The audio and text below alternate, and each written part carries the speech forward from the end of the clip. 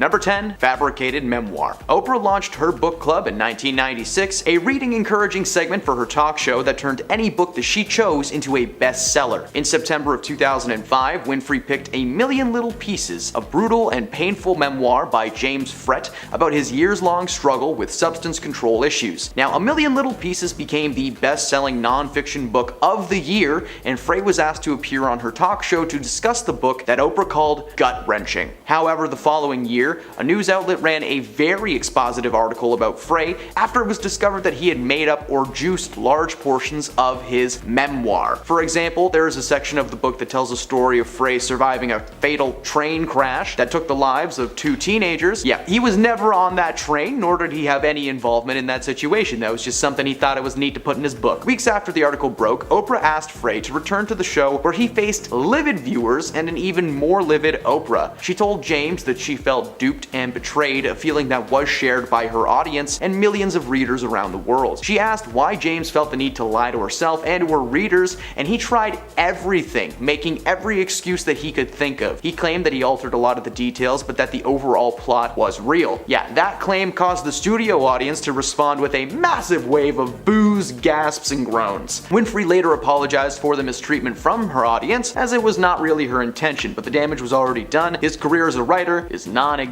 Number 9. Harry and Meghan. Harry and Meghan have appeared in the public eye more and more in the past few years. After leaving the duties of their royal family to live on their own, they decided to capitalize on their so-called fame by releasing a series of different medias, books, podcasts, documentaries, and in 2021, they sat down with Oprah Winfrey to air every single piece of dirty laundry that they had left in their hamper. Of course, the royal family does not appreciate their secrets being shared with the entire world, so not only was everyone blacklisted by them, but the interview kinda soiled their reputations as good people. According to fans of the Oprah Winfrey Show, the interview made the couple look more villainous than it was intended. Following the interview, their public image was slightly tainted, and with more media coming out, it made the situation so much worse. Meghan got a podcast and couldn't come up with material for the first year. They made a documentary that people didn't like, so who knows what they'll get up to next. It certainly won't be anything good. Number 8. Lance Armstrong. 7-time Tour de France winner Lance Armstrong has gone down in history as a man who is unable to ride a bike without chemical training wheels. In an interview with Oprah Winfrey in 2013, Lance was brought on to discuss the allegations floating around regarding his status as a Tour de France winner. Several sources claimed that Lance had to take performance-enhancing substances to win all of his races, as well as a type of transfusion involving the red life juice that lives inside all of us. Armstrong went on air and fessed up to every single thing that they were claiming he had done. However, he did deny the notion that he was some kind of a mastermind who was controlling his teammates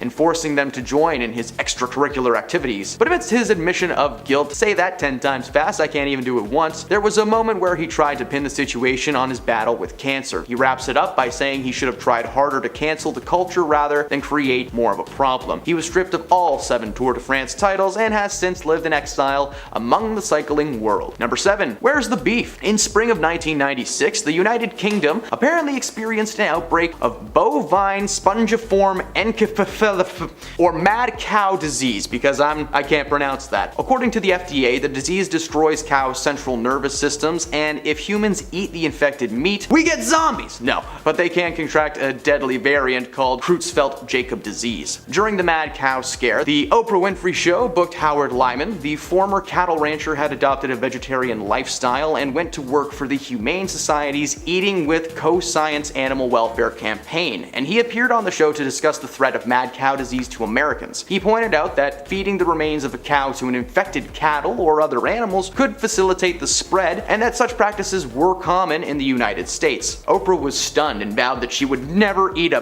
burger ever again. Her influence and her millions of viewers, though, were so large that only a few hours after this episode aired and she declared that she'd never eat a burger again, the price of beef stocks plummeted, staying at an all-time low for 2 months. One Texas rancher lost an estimated $6.7 million and organized a class action lawsuit against Oprah and her show for talking trash about beef. Well, after 6 weeks of the trial, she won, leaving one man with no farm and out thousands and thousands of dollars in legal fees. Number 6. Tom Cruz. Despite this guy being in the Mission Impossible franchise, he has been in a lot of movies produced by himself. You didn't think Hollywood forgot about Oprah Winfrey's interview with him, did you? I certainly will never. Following the announcement that he was engaged to Katie Holmes in the early 2000s, Tom appeared on an episode of The Oprah Winfrey Show. That is surely the most chaotic moment in TV history. From the moment he steps on stage, things just start to go horribly wrong. He throws his arms up in the air, he rubs her like she's a genie, and he's trying to get a lamp out. Seriously, I'm not sure what his thought there was, but he was nuts. Tom jumped on her couch, he grabbed her hands over and over again. She couldn't even get the questions that she had out. Eventually, Oprah was like, I don't care anymore, just bring this lady out. And the cameras followed him around as he ran through the studio trying to find her. Looks like a nature guy running through a jungle with his camera crew. The moment cemented Tom as a man with many hidden personalities, and while it has not affected his work as an actor per se, ever since that day,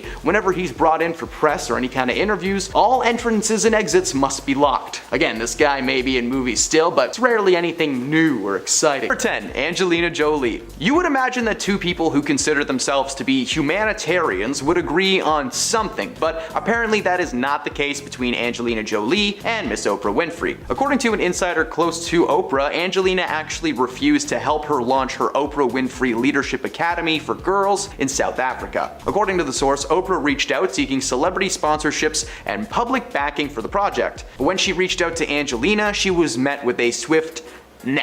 Oprah assumed that Angelina, of all people, would jump at the chance to represent such an incredible cause, especially considering how much Angelina apparently loved Africa. But the no was a devastation, and she would never ask for Angie's help ever again. Many people believe that the hate towards Oprah stems from her decision to publicly side with Jennifer Aniston after she split from Angie's ex, Brad Pitt. Hey, to be fair to Oprah, the split came literally weeks before Brangelina became public, so I'm just saying. Number 9. Ice Cube. Ice may have gotten his career thanks to his epic music chops, both as a solo artist as well as during his time with the NWA, but these days you probably know him as the guy from Ride Along or 21 Jump Street. Ice Cube started acting in movies in 1991, debuting in the film Boys in the Hood as Doughboy. He continued to act over and over again, starring in movies like Friday, Anaconda, and Are We There Yet? His dislike for Oprah comes from the fact that while he has starred in several movies and has become more widely known for that, she has never invited him onto her show. She's even asked his co-stars to appear rather than himself on multiple occasions. In 2006, Ice Cube expressed his frustrations, saying that his barbershop co-stars Cedric the Entertainer and Eve were invited onto the show while he was left onto the sidelines. He pointed out how crazy it is that Oprah has all of these people with dark pasts and straight up convictions. Plus, if he wasn't a rags to riches story, who the heck was? We got a little piece of that story in the film Straight Outta Compton in 2015, which is a film that received massive critical success and that was never mentioned on Oprah's show. Ever. Not once. Number 8. Seal. This man may be known for his vocal chops, but he should be known for his meme-making abilities. Just days after the Golden Globes in 2018, Seal posted a meme on Instagram consisting of several photos of Oprah Winfrey cozying up with a man whose name I am not allowed to say on the internet because he's so heinous. He's the guy who produced half of Quentin Tarantino's movies, he's the main cause of the Me Too movement, and for the rest of this entry he shall be referred to as Jabba the Hutt, because he kinda looks like him. Oprah and Jabba were photographed spending time together, and one photo even made it look like Oprah was pushing singer Rita Ora towards Mr. Hutt. Seal captioned the image saying a bunch of stuff that I can't quote, gosh darn internet. The meme itself read, when you have been part of the problem for a decade, but suddenly they all think you are the solution. I'm not sure how deep this feud goes, but on the surface it seems that Seal has been trying to warn us that something is going on for quite some time. Number 7. Ludacris. Luda! Sorry, I just needed to get that out of my system. Ludacris appeared on Oprah in 2004 to promote the film Crash. He claimed that Oprah ambushed him with criticism about hip-hop lyrics instead of talking about the actual critically acclaimed movie that he was there to plug. Luda has since claimed that Oprah edited the show to make herself seem more favorable to the audience members, and he said during a separate interview that she edited out all of his comments and kept her own in. Of course, it's her show, but they were doing a show on racial discrimination, and she gave Luda a hard time as a rapper when he came on the show as an actor. Luda revealed that his interview was extremely last minute, not knowing if it was a real thing until roughly 24 hours before. Following the interview on Oprah, she pulled Luda aside to the green room where he claims to have been berated by the talk show host. According to Oprah, having a rapper on her show made her feel like she was empowering them. He said it was like being at someone's house who just really didn't want you there. At that point, he had already been so uncomfortable, but that was just a little bit of cherry on top of the sundae. Her main concern was his use of the N-word in lyrics, but he quickly pointed out the hypocrisy of having people like Dave Chappelle and Chris Rock on the show who were famous for using that slur in their sets. Oprah's shadiness was on full display following the interview from Luda. Nope, I can't say it normally, I'm sorry. Number 6, Monique. The beef between comedian and actress Monique and Oprah Winfrey dates back to 2010. Monique won an Oscar for her performance in Precious from 2009, and leading up to the film's premiere, Winfrey interviewed Monique's brother, Gerald, who Monique claimed to have been very physical towards her growing up in a truly dark way that I really can't get into. In a since-deleted Periscope video, Monique claimed that she gave Winfrey her blessing to do the interview, but was shocked and disgusted when her parents were in the audience. In the years that followed, Monique eventually forgave Oprah for creating such an uncomfortable moment for herself and her family, and while forgiving Oprah, she does continue to say that she would never forgive her parents for the role that they played and for not doing something about the situation that was happening right under their noses. Oprah really needs to stop bringing people on the show to talk about some dark stuff. It's just not fun. It's just not fun. Number 5, Jay Leno. In 2004, NBC announced that the late-night host Conan O'Brien would be taking over as the full-time host of The Tonight Show, replacing Jay Leno in 5 years. When those 5 years passed and it was time to upgrade, NBC did not want to lose Leno to another network, so they gave him his own talk show in a primetime spot. The Jay Leno Show failed to capture an audience, and The Tonight Show with Conan O'Brien was not an instant ratings smash. So, by the early 2010s, NBC had dismissed Conan and threw Jay back into the fold. Jay became public enemy number 1. People thought that he was the reason Conan lost his job. Oprah invited Leno onto the show to share his side of the story, and he didn't do much to save face. He wrote the entire thing off as dramatic and a mess, and then decided to play the victim card, claiming that he felt sucker punched by the backlash. He also admitted that when he announced his eventual resignation, that he was 100% lying to everybody's face. He wasn't getting out of there anytime soon. He then argued very passive-aggressively that NBC was right to reinstall him because under Conan's poor ratings, it marked, in his words, the first time in 60 years of The Tonight Show that it would have lost money. A poll was conducted on Oprah's website, and the consensus was that 96% of the audience hated Leno and missed Conan. Eventually, Jay was replaced by Jimmy Fallon, and Conan O'Brien's show, Conan, was a massive success. Number 4, Monique. The beef between comedian and actor Monique and Oprah Winfrey goes back to 2010. Monique had just won an Oscar for her performance in Precious in 2009, and leading up to the film's premiere, Oprah interviewed Monique's brother Gerald, who Monique claimed to have been physical towards her growing up in a truly dark way. In a since-deleted Periscope video, Monique claimed that she gave Winfrey her blessing to do the interview, but was shocked and disgusted when her parents were in the audience. In the years that followed, Monique eventually forgave Oprah for creating such an uncomfortable moment for herself and her family. But following the show, Monique and her family did not make up. Exposing that kind of personal family information on TV destroyed the chances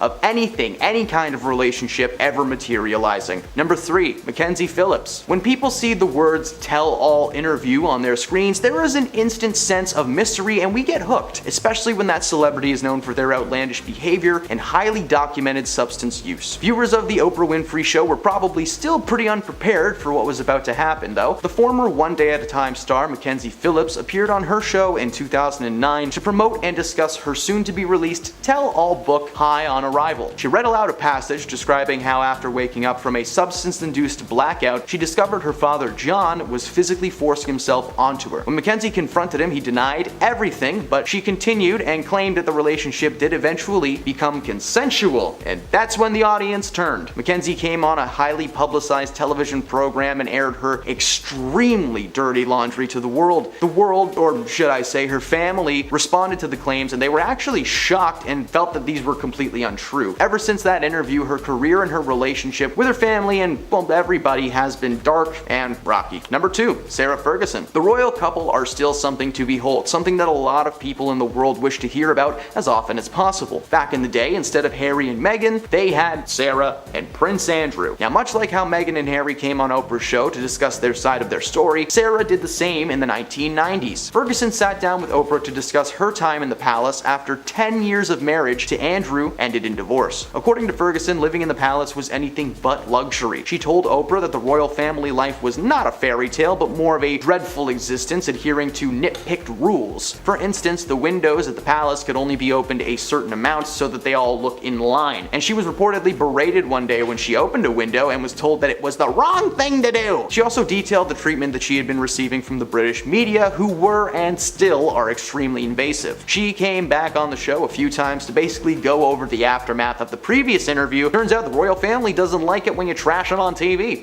Who knew? And at number 1, Terry McMillan. One thing that Oprah loves to do is bring couples with issues onto her show to make a few bucks off of their problems. Best-selling author Terry McMillan based her novel How Stella Got Her Groove Back on her own life. Like the book's main character, she was a successful, divorced, middle-aged woman who found love again with a man 2 decades younger than her. According to Oprah's website, in 1995, McMillan took a trip to Jamaica and fell in love with a 20-year-old named Jonathan Plummer. Before long, they moved in together and got married, but they eventually split in 2005 when Plummer revealed that he was gay. Revealing the truth to the world resulted in a tabloid frenzy, and the couple started bad-mouthing each other to the press, with Plummer successfully suing his former wife for spousal support. The argument between these two came to a head thanks to Oprah Winfrey. Hosting both of them on her show in 2005, she allowed them to confront each other live on stage and let out all of their pain and frustration. Shortly after, McMillan sued Plummer for $40 million, citing emotional distress and destruction of reputation. The altercation on her show left McMillan feeling like she needed to make a statement, and she did. In doing so, she ruined the reputation of herself and her ex. Number 5, Whoopi Goldberg. In author Kitty Kelly's unauthorized Oprah biography, Kelly claims that Whoopi Goldberg became a persona non grata, aka an unwelcome person,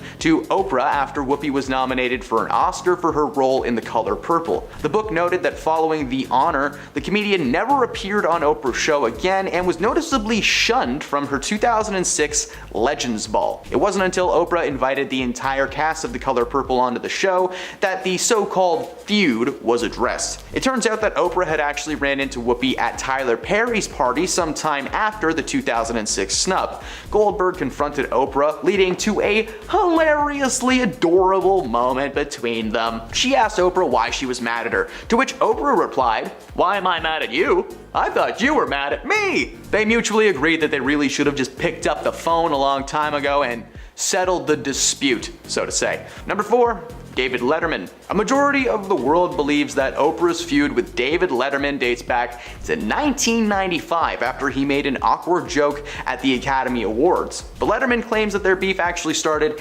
a lot earlier than that. According to an interview between David and late-night host Jon Stewart, David claims that his feud with Oprah began many years before the Oscars. He explained that he ran into Oprah when they were both on vacation with other people. He explained that she was with Stedman at the time, and David was with his then-girlfriend, Regina. David decided it would be really funny to prank Oprah one day at lunch. The story goes that the waiter walked past him, and he simply pointed to Oprah and said, "This woman right over there has been kind enough to take care of our checks." And then they got up and left Oprah with the bill. Yeah, I'm not surprised that she's not stoked about that. Even millionaires don't appreciate sneaky people. Winfrey has never cited that as being the source of her anger, though. Apparently, she felt that the feud began when she was a guest on his talk show in 1986. David continued to make rude jokes at her expense and made her feel extremely uncomfortable. She did not speak to him for 16 years after that. David is a strange man, especially when it comes to female guests, so it's not a surprise that she was uncomfortable the whole time.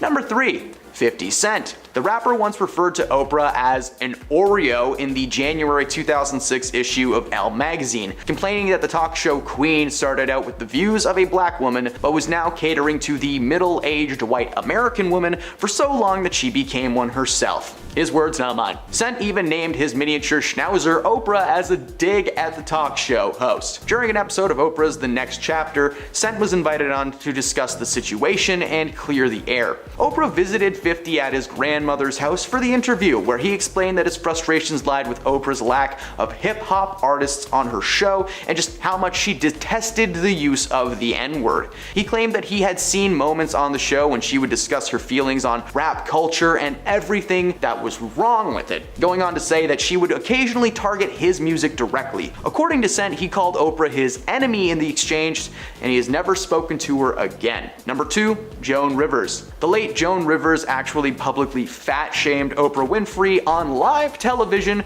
during her first ever live TV appearance. Great way to start a relationship. Oprah spoke out about the incident in her book Food, Health, and Happiness, and in one entry she tells the story of appearing on The Tonight Show in 1985. All was going smoothly and she was starting to settle into her role, and that was when she was asked the one question she did not prepare for. Joan Rivers asked Oprah how she gained the weight. According to Oprah, she was just stunned because Joan just asked her on live TV how she was so fat. Her words, not mine. I'm not calling Oprah fat. We do not fat shame here, obviously. Joan was acting as a guest host at the time, sitting behind a desk that was not hers, telling Oprah that she was fat. That is like next level rude. In the years that followed, Joan claimed that she loathed Oprah, allegedly calling her rise to fame completely opportunistic. For years, she believed that Oprah's only so-called claim to fame was her gift to exploit people's suffering and emotions and turning them into TV ratings. Oprah has brought on a lot of people who are suffering from serious hardships, but this is a popular format for many people like Dr. Phil or Dr. Oz. Man, there are a lot of doctors on TV, huh? Dr. Oprah, I guess that just didn't have a nice ring to it. And at number 1, Chris Brown. Chris was in some hot water in 2009 after Oprah hosted a domestic violence episode in which she showed footage of Chris's infamous video involving his then girlfriend Rihanna. After the episode aired, Chris took his frustrations to People magazine, which is a good place to go. He commended Oprah for addressing the fact that it was a problem, but that it was a slap in his face. He went on to tell people how much he had done for Oprah over the years and how this was a massive betrayal, telling her to be more helpful. Okay, Mr. Brown. Oprah released a statement later saying that she was very appreciative of his help and charity, but that she takes domestic issues very seriously. Chris doubled down by retaliating against Oprah, telling her that she was bashing him and tearing him down rather than building him up. Well, we all know how most celebrities feel about Chris Brown these days, so I think she was in the right there. Number 10. The Maui Fund scandal. Now, who would have guessed that the woman famous for handing out cars on her talk show is being canceled by the entire world? Why? Well, Oprah made a career-ending mistake when herself and Dwayne Johnson broke the one rule of being a billionaire. Don't ask poor people for their money. Last week, Oprah and The Rock announced that they would be starting a relief fund for the victims of the Maui wildfires. The People's Fund of Maui was given a solid $10 million to get off the ground. $10 million donated by Oprah and Dwayne combined. So why is it just Oprah that's getting so much hate online? Well, it's because she has a net worth of roughly $2.8 billion. Billion with a B. The world is collectively furious at Oprah for having the audacity to ask working class citizens for charity when most people can barely afford to put food on their tables. The Rock and Oprah donated $5 million each to give the fund a head start.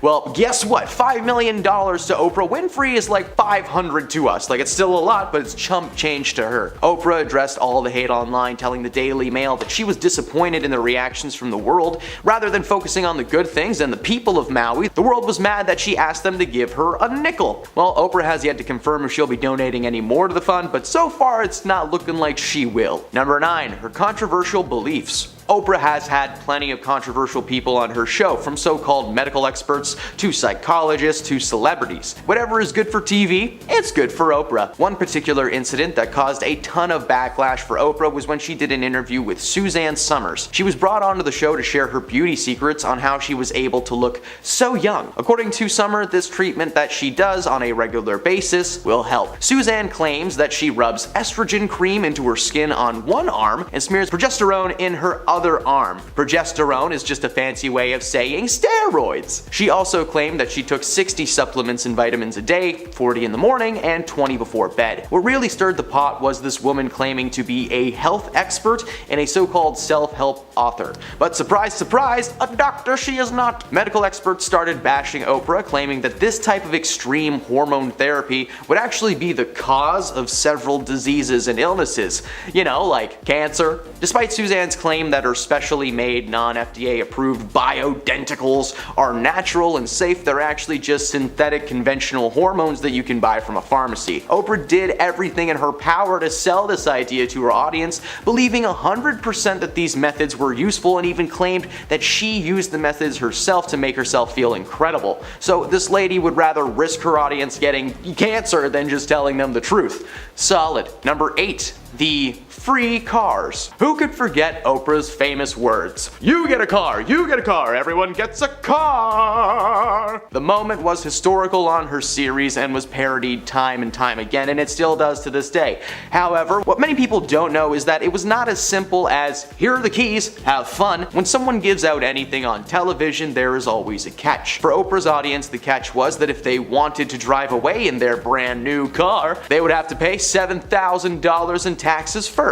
While Oprah's studio would cover, the sales tax and the registration for the vehicles, the audience members were given a choice to either pay the $7,000 and take the car, or just kinda take the cash instead. The infamous moment on the show featured 11 real teachers who were, according to Oprah, in desperate need of a new car. They, along with the audience members, received keys in a box on camera that Oprah claimed to be for their new cars. Everything has a catch, even now though. For someone who is known for being super charitable and generous, the word free clearly means something else to Oprah. Number 7, she will never marry Stedman. Oprah and her partner Stedman have been together for a long time, but have never actually gotten married. While Stedman has never explained why this is, Oprah shared her side of the story. According to Oprah, getting married would mean that she would not be able to have her own life, claiming that everything she had built on her own would be at risk, like he was some kind of a career parasite or something. The strangest part about her logic behind this is the fact that she said on air that she wanted Stedman to propose to her as soon as possible, so not sure what that is. Their relationship has survived a lot despite the years of rumors and speculations.